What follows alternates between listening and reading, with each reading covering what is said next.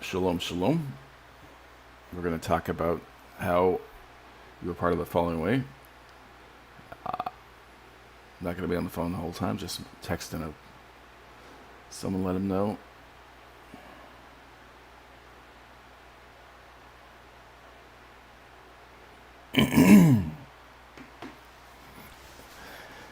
Hopefully, Yahweh be glorified with what we're going to talk about.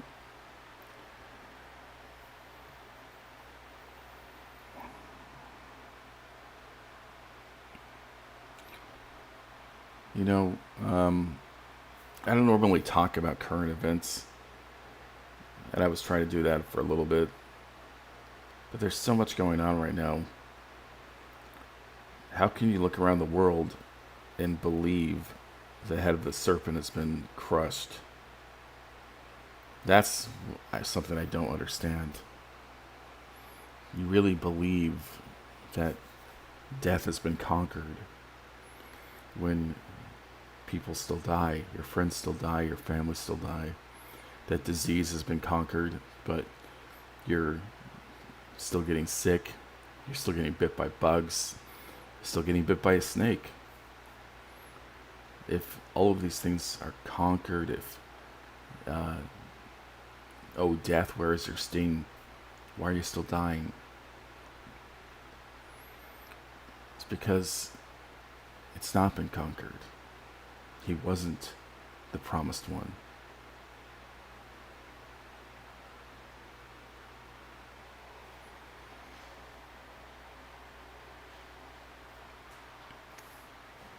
Falling away from lies. We're going to talk about the great falling away.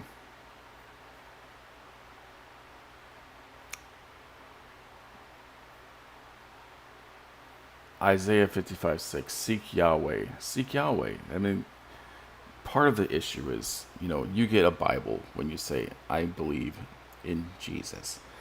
You get a Bible, and what does it say? It says, seek the Lord. And they tell you Jesus is Lord. But that's not what it says. It says, seek Yahweh.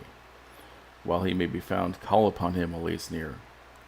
His name is the name under heaven that you call upon to find deliverance from your current situation.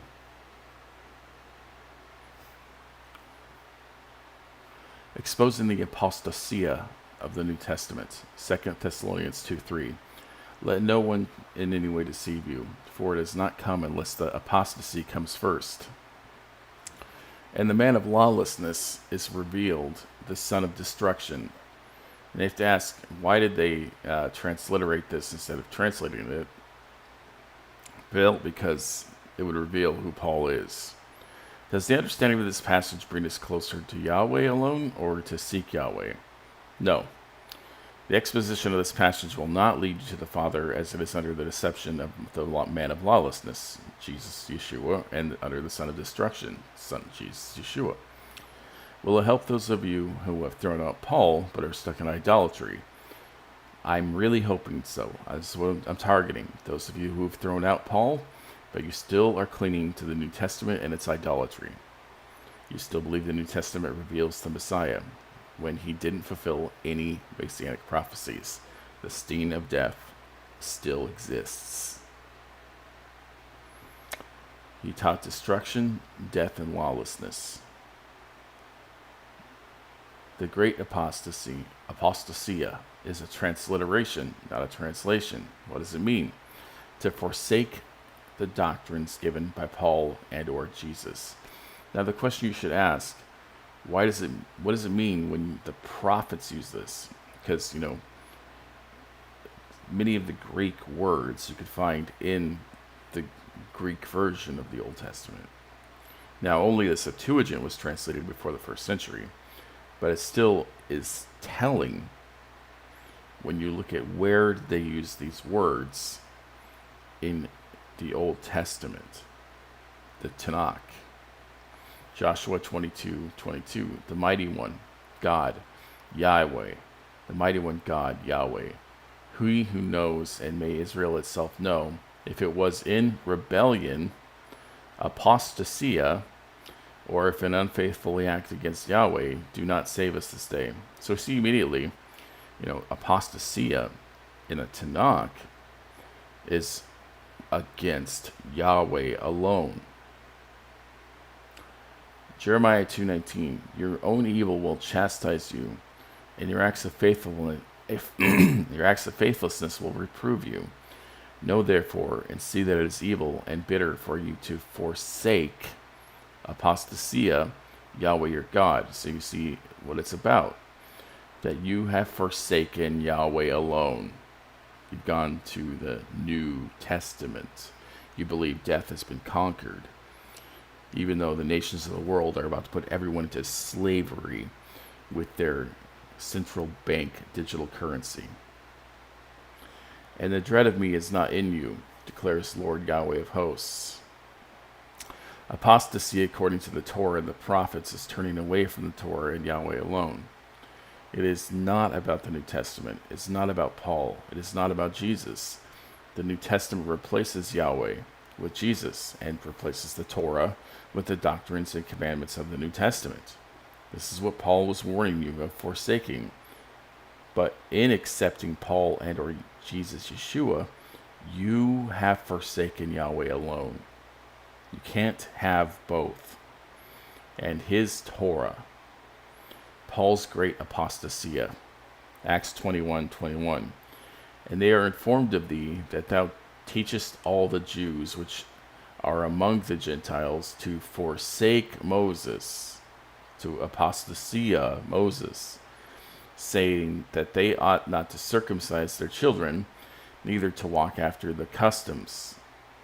This is what Paul was doing according to his own writings, that if you become circumcised, Christ will cut you off.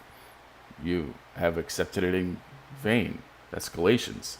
Now he's a little softer in the Corinthian book, but he still is speaking against the commandments of God. He was teaching the Jews, Titus in Galatians 2, to forsake the Torah, Moses, to not circumcise their children, not to walk after the customs given to Moses.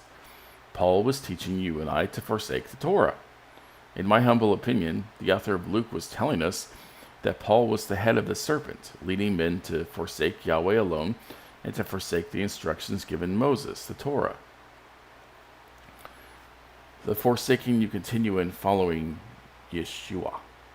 Matthew 10:33. But whoever denies me before men, I will deny him before my Father who is in heaven. This is one of the most gaslighting verses in the New Testament. It's one of the things that keeps you enslaved to false doctrine. It's no different than the world telling you that to avoid the common flu, you have to go and get quarantined. If you don't stay in your house, you will die. But it's not true, and you know that now. But then they said, hey, you want your rights back? Come and get our medicine. Then you take the medicine and you get blood clots. Whoever denies me before man, I will also deny him before my Father. It's the same gaslighting. If you confess him, you have forsaken Yahweh. Yahweh not once tells you must confess Yeshua, that you must follow his words, that you are to turn to him. Yahweh is a jealous Elohim, and there is no room for Yeshua in our heart. Listen to this, Deuteronomy 6:4. Hear, O Yisrael, Yahweh is our God. Yahweh is one, and that doesn't mean unity. It's not what the context means. Echad can mean unity, but it also means one. And in this context, it means one, not three in one. You shall love Yahweh your God with all your heart, and with all your soul, and all your might. These words which I am commanding you today shall be on your heart. So you're supposed to love Yahweh with all of your heart, all of your soul, all of your might. So where is the room for the New Testament idol? If you love Yahweh, your God, with all your heart, with all your soul, there is no room for Yeshua or Moses. Moses was simply conveying the words of Yahweh, and this is not the purpose of the prophet like Moses. And no, he's not the prophet like Moses, because prophecy, and this is part of the problem of the Jews and the Christians, you don't understand prophecy. Prophecy is 99.9% of the time spoken to those people. There are some exceptions to that. There are. But 99.9% of the time it's spoken to those people. And that's the same with Deuteronomy 18:15-19, because it specifically tells them, you complained at the base of Sinai in Horeb, do not let God speak to us, lest we die. He's speaking to those same people, that you will see a prophet like me. And they did, Joshua, because what else does it say? You will listen to his words, lest it will be held to your account. And then what do they tell them? Joshua 1, at the end of the chapter. We will listen to your words as we were told to. But you don't think that's a fulfillment of the prophecy. And the same is true of the seed of Abraham, which wasn't spoken to that generation. It's one of the exceptions, because the seed of Abraham was fulfilled when they left Egypt 400 years later. And it tells you, you will, let's look at it real quick. And I've talked about this before, but I think it's worth repeating some concepts that people get stuck in their mind that hasn't been fulfilled. Genesis 22. I will greatly bless you, and I will greatly multiply your seed as the stars of heavens and as the sand which is on the seashore, and your seed shall possess the gate of his enemies. So, it hasn't been fulfilled yet, right? Wrong. And Deuteronomy 1 tells you it's been fulfilled. Deuteronomy 1. What verse was that? That's not what I've memorized. Here we go, verse 9. We'll start there. And I spoke to you at the time, saying, I am not able to bear the burden of you alone. Yahweh your God has multiplied you, and behold, you are this day like the stars of heaven in number. It was fulfilled. The promise to Abraham was fulfilled, that they will possess the gates of their enemy, and that they will be like the stars of heaven in number. God is not a man that he has to repent of his promises. He fulfilled that promise. They became like the stars of heaven in number.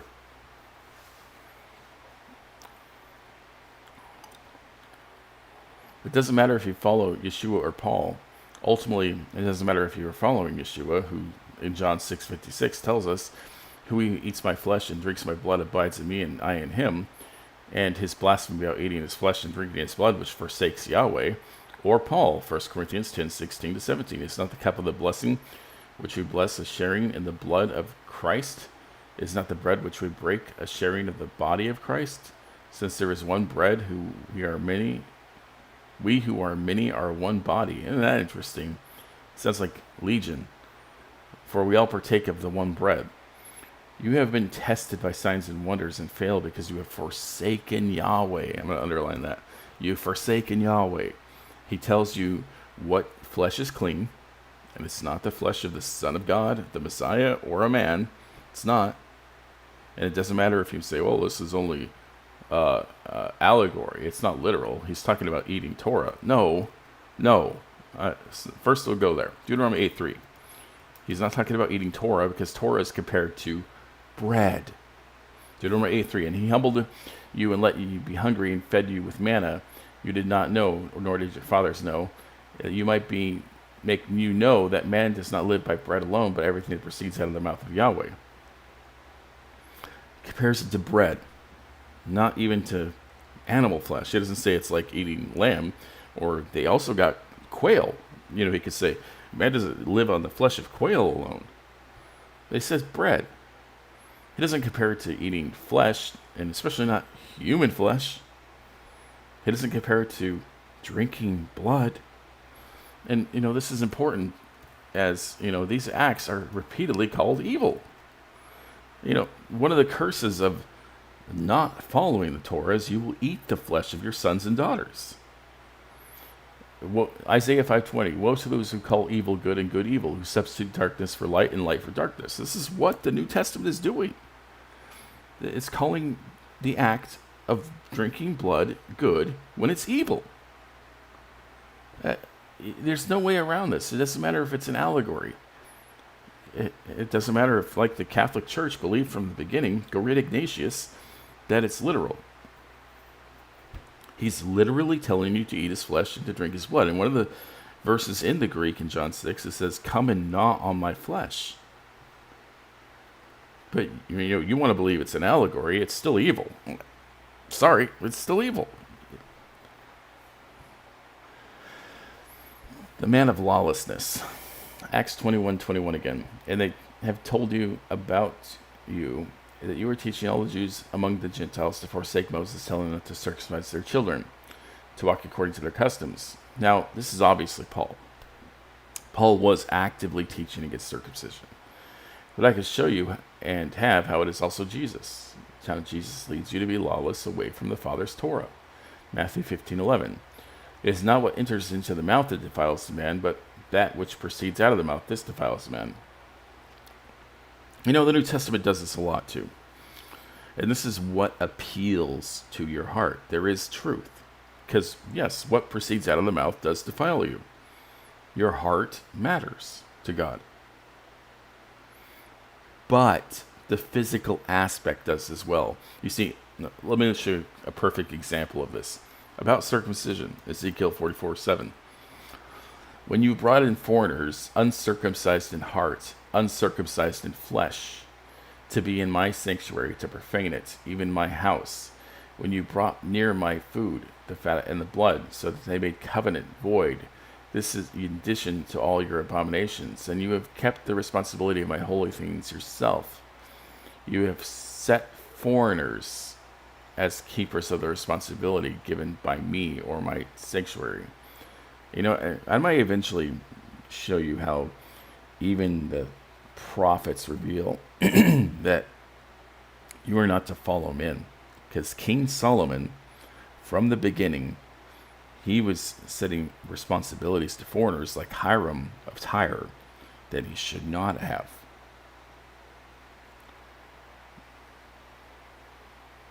You have set foreigners as keepers of the responsibility given by me for my sanctuary. Thus says Lord Yahweh, no foreigner, uncircumcised in heart and uncircumcised in flesh. You see, both matter.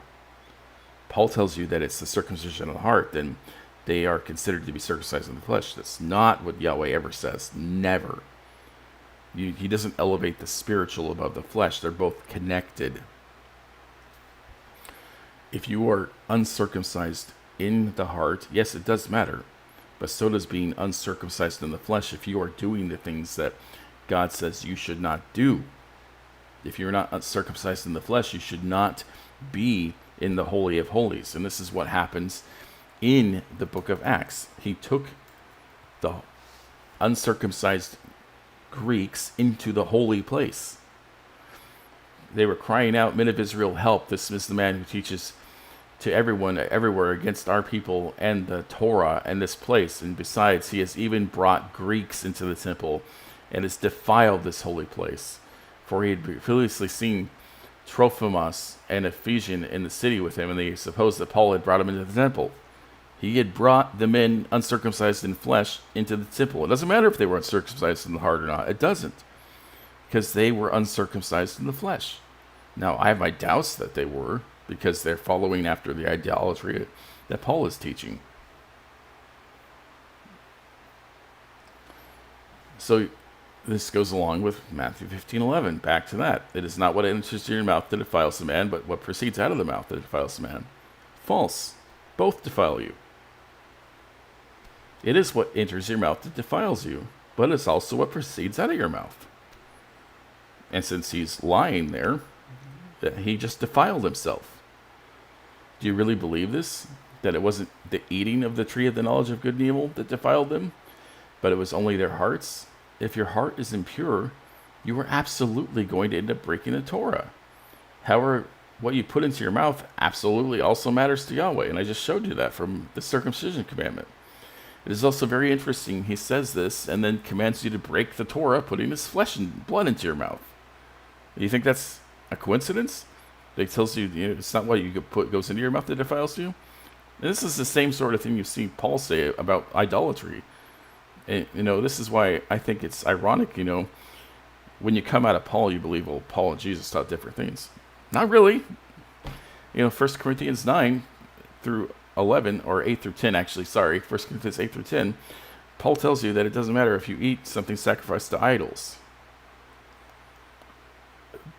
So Paul is saying the same thing. It's not what it goes into your mouth that defiles you. It's what comes out of the mouth. No, they both defile you. And Yahweh tells us not to eat food sacrificed to an idol.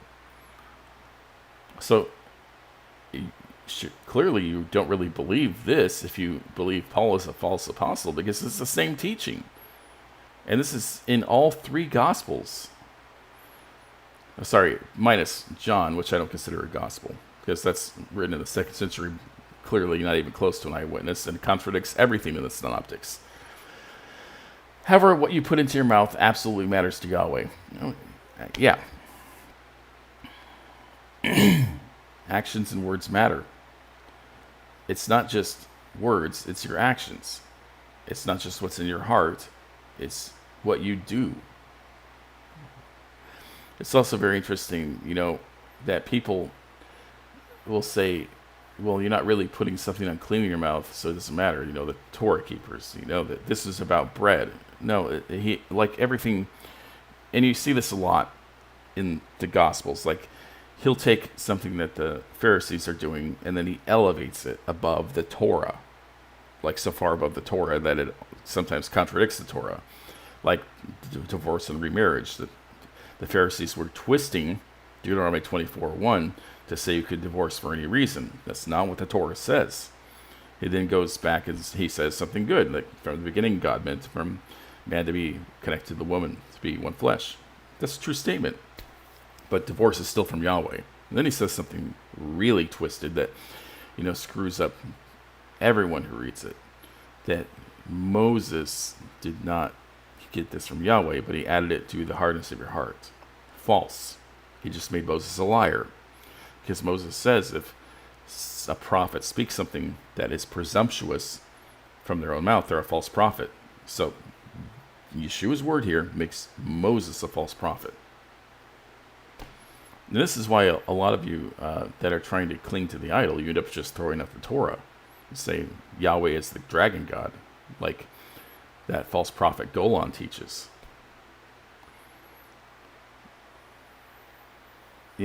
If you want to cling to the idol, you can go down that road, but you are following an idol.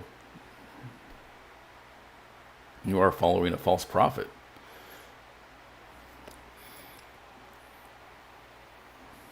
You continue in sin, following your idol master, saying it's not literal. And we just showed that from Isaiah 5:20, that and Ezekiel 44. It's not just the heart. It's not just what proceeds from your mouth. Your actions matter. And this is what Torah focuses on. Torah is about your actions 90% of the time. There are some heart commandments. There are. 90% of the time it's about your actions. And your intent does matter too. This is where, sins of ignorance or intentional sin come in. Because, there is no sacrifice for intentional sin. It's the sins of ignorance that have atonement. Unintentional sin. Your heart condition does matter. Are you doing something intentionally, or did you do it unintentionally in ignorance?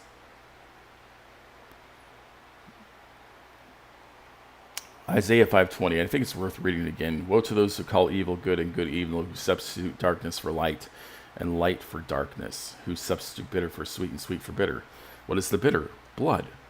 So you've taken something sweet that God gives you, and you call it blood, which is bitter, which is death.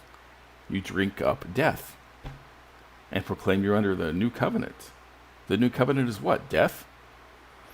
Why would Yahweh take something evil and call it good? He wouldn't. You aren't convinced he is the man of lawlessness. John 19:34.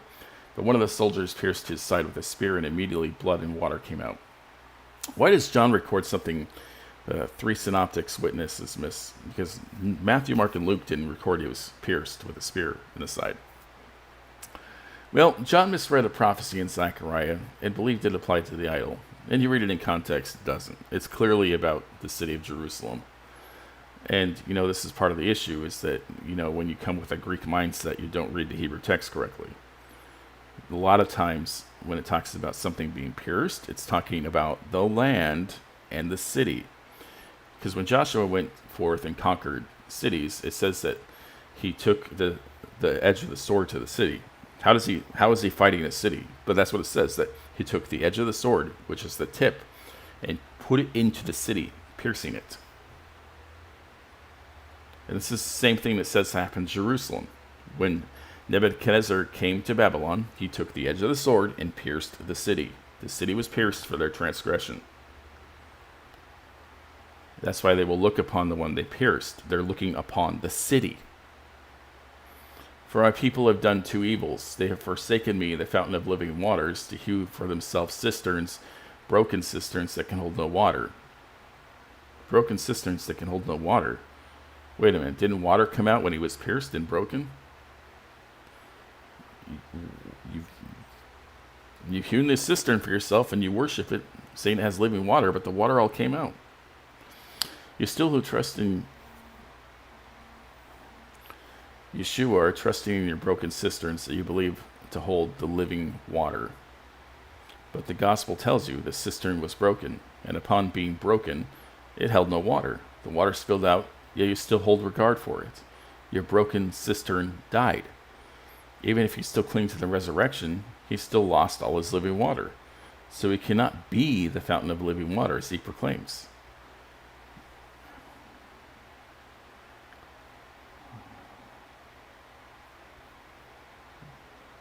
Yes, exactly. The blood cries from the ground.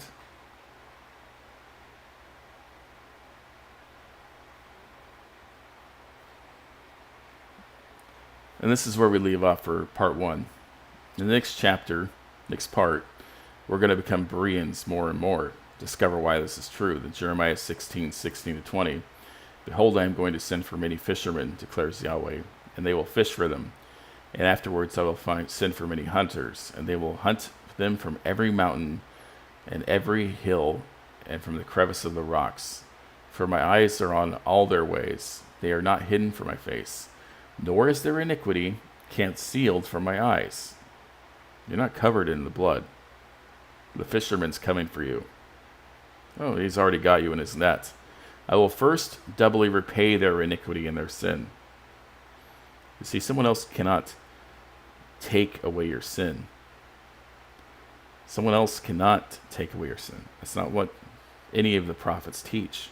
They teach you to forsake your wicked ways, turn from your sin, because they have profaned my land. And this is what Charles was just talking about, that it's not the thought of murder. And, let's look at that, because, this is what the New Testament focuses so much on, is your thoughts. It's Platonism, because your thoughts do matter, but it's not the most important thing. Good morning, Justin.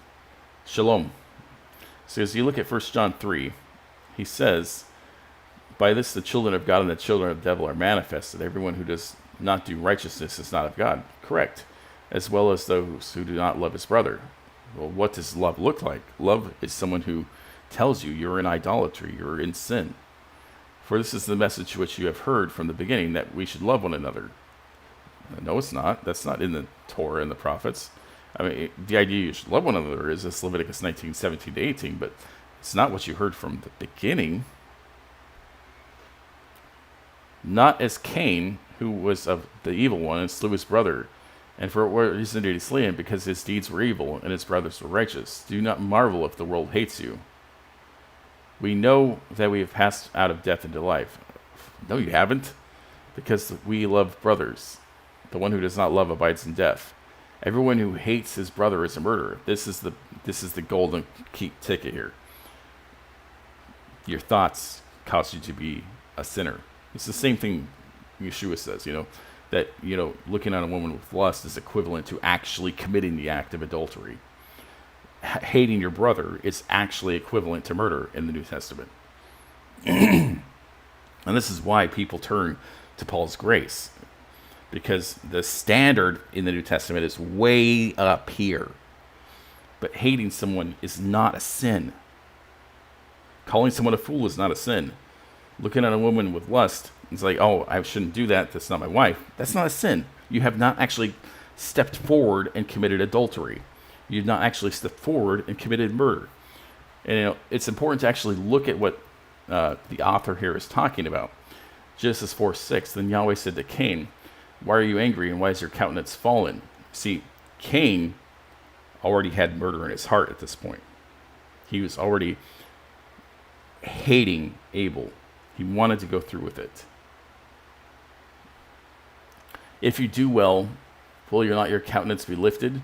If you do not do well, sin is lying at the door, and its desire is for you, but you must rule over it. See, that desire was knocking at his door, saying, you hate your brother, go the next step, murder him. But he didn't have to. And this is part of the problem with believing in the New Testament, because God is telling Cain he didn't have to sin, that he could rule over it. He must rule over it. Hatred is not murder.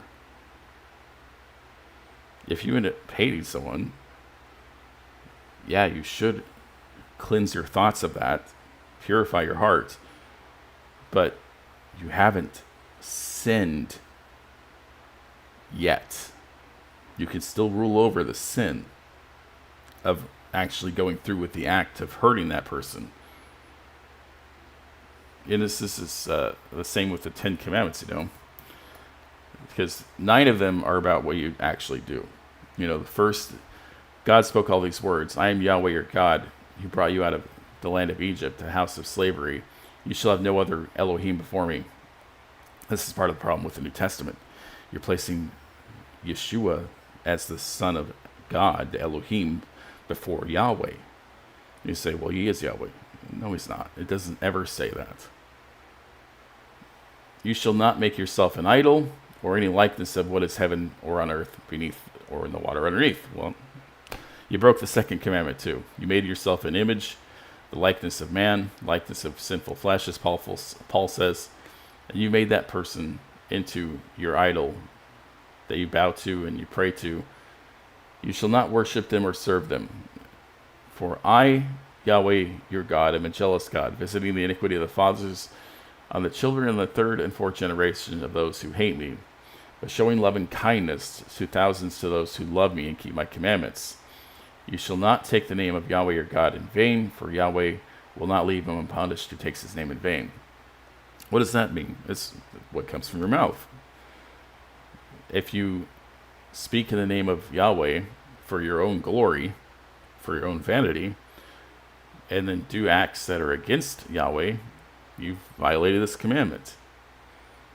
That would be Paul and Jesus, by the way. Remember the Sabbath day to keep it holy.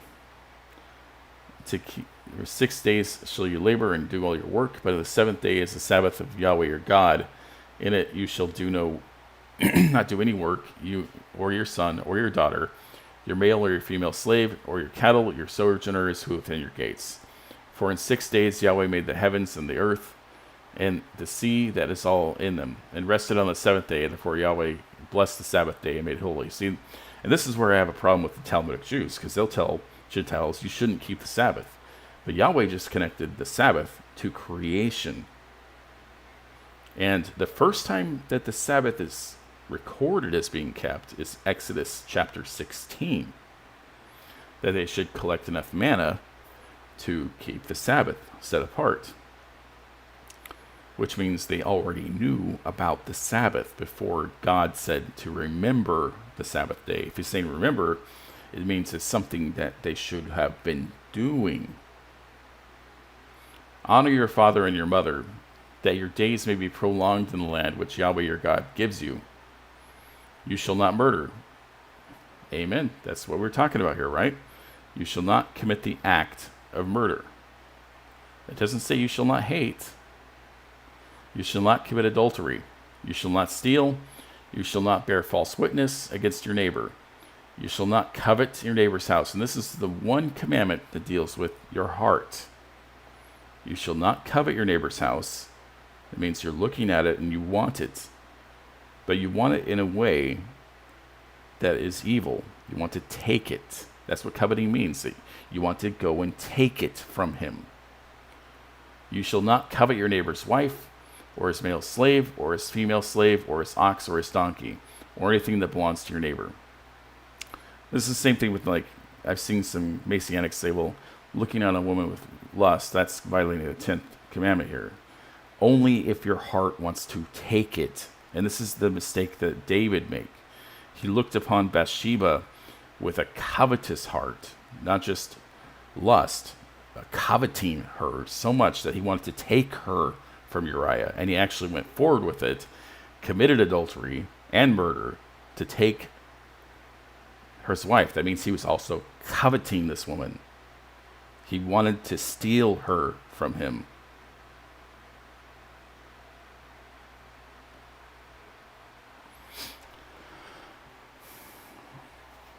So, where do we leave off here? The profaning of the land. You have filled my inheritance with carcasses of their detestable idols and their abominations. You know, human sacrifice is an abomination. And you filled the land with the images of that sacrifice. Yahweh, my strength and my strong defense, my refuge in the day of distress. To you, the nations will come from the ends of the earth and say, our fathers have inherited nothing but lies, futility, and things of no profit. Why would a nation say this? Because the false message has gone out to the nations. Can man make gods for himself? Yet they are not gods.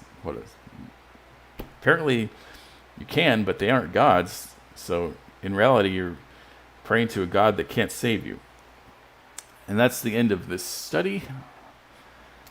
I hope that people begin to turn back to Yahweh alone.